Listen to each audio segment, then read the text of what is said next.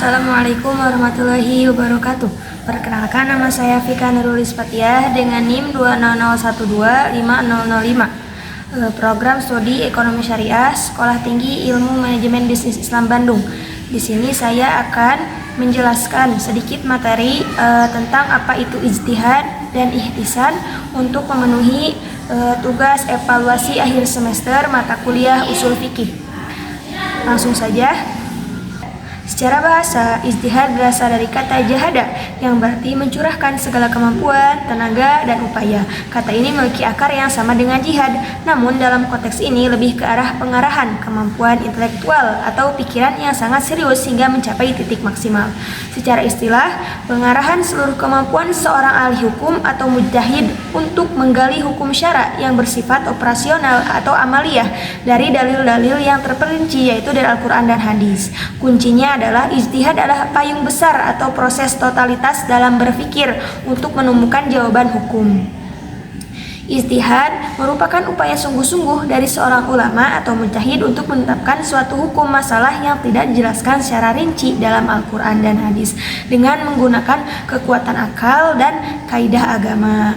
Contohnya bagaimana? Dalam ekonomi, contohnya ketika hukum jual beli online. Karena dulu di zaman Nabi belum ada internet, para ulama berijtihad bahwa jual beli online diperbolehkan atau mubah asalkan barangnya jelas, tidak ada unsur penipuan dan ada akad yang disepakati. Yang kedua ada ihtisan. Secara bahasa, ihtisan berasal dari kata hasuna yang berarti baik. Secara bahasa, ihtisan berarti menganggap sesuatu itu baik atau mengikuti sesuatu yang lebih baik. Secara istilah, ada beberapa definisi dari para ulama, namun yang paling populer adalah berpalingnya seseorang mujtahid dari hukum yang dihasilkan melalui analogi yang jelas, kias jali menuju hukum lain karena ada dalil atau alasan kuat yang menuntut hal tersebut. Sederhananya, ihtisan adalah tindakan meninggalkan aturan umum demi keadilan atau kemaslahatan yang lebih besar. Dalam kasus tertentu merupakan tindakan meninggalkan satu dalil atau kaidah umum demi dalil lain yang lebih spesifik atau karena adanya kepentingan yang lebih kuat untuk mencapai keadilan. Secara bahasa berarti menganggap suatu itu baik. Contohnya di bidang ekonomi yaitu sewa menyewa atau ijaroh. Contohnya sewa menyewa kamar mandi umum. Secara kaidah, sewa menyewa harus jelas takarannya, takaran air yang dipakai, berapa lama di dalamnya. Namun, dalam ihtisan hal ini dibolehkan demi kemudahan masyarakat, meskipun ada sedikit ketidakjelasan atau goro ringan.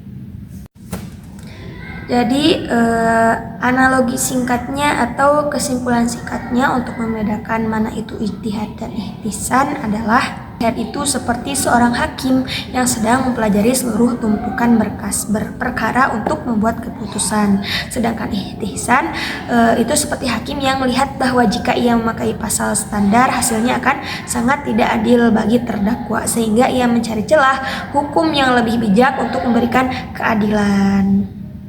Jadi itu pengertian dari ijtihad dan ihtisan dalam materi usul fikih ekonomi kali ini. Mungkin hanya itu yang dapat saya sampaikan. Mohon maaf apabila ada pengertian yang kurang jelas dan kurang dipahami.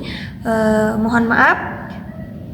Terima kasih atas perhatiannya. Wassalamualaikum warahmatullahi wabarakatuh.